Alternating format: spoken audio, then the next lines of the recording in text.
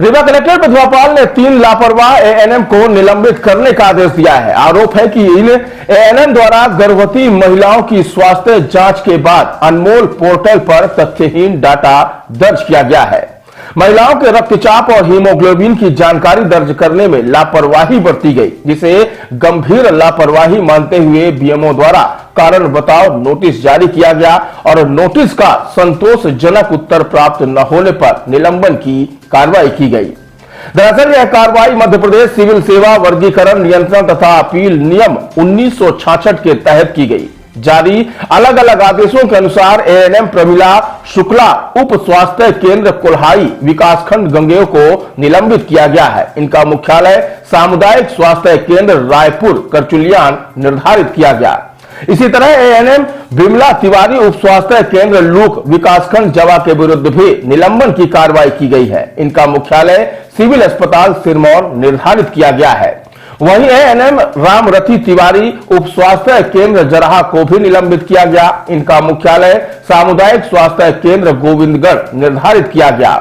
बताया गया कि इन सभी को निलंबन अवधि में नियमानुसार जीवन निर्वाह भत्ते की पात्रता होगी। इसके अलावा कलेक्टर ने गर्भवती महिलाओं के पंजीयन और जांच में लापरवाही बरतने तथा पोर्टल में डाटा एंट्री ठीक से न करने पर 5 संविदा एएनएम का 5-5 दिन का मानदेय राजसात करने के भी आदेश दिए हैं।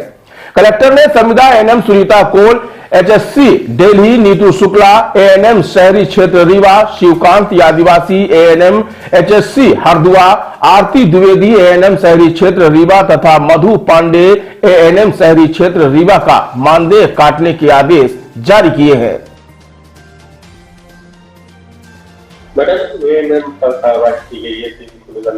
स्वास्थ्य विभाग का जब रिव्यू किया गया तो ये पाया गया कि स्वास्थ्य विभाग में जो मातृ मृत्यु दर और बाल मृत्यु दर है, इसके रिव्यू में ये बात संज्ञान में आई कि कुछ एएनएम के द्वारा जब गर्भवती माताओं की स्क्रीनिंग की जाती है, उनका परीक्षण किया जाता है, तो उसमें जो उन्होंने डेटा पोर्टल पे डालना होता है वो गलत डाला हुआ है।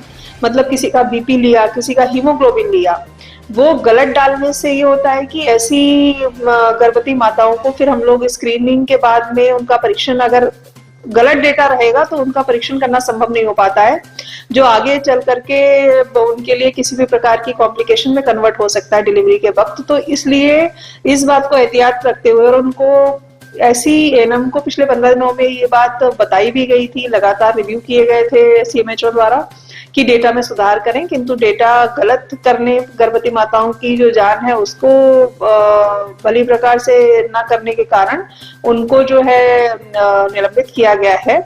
और साथ ही सभी बीएमओ को निर्देश भी दिए गए हैं कि 1 राउंड की ट्रेनिंग सभी लोगों की शनिवार, रविवार और सोमवार को 3 दिवस में प्रत्येक ब्लॉक में होनी है, जिसमें और स्पष्टता के साथ सभी को ये बताया जाए कि गर्भवती महिलाओं का जब भी स्क्रीनिंग होता है वो बहुत गंभीरता से करें और स्क्रीनिंग के वक्त जिस प्रकार की चीजें आती हैं वही चीजें दर्ज की जाएं ताकि आगे उनका रिव्यू हो सके।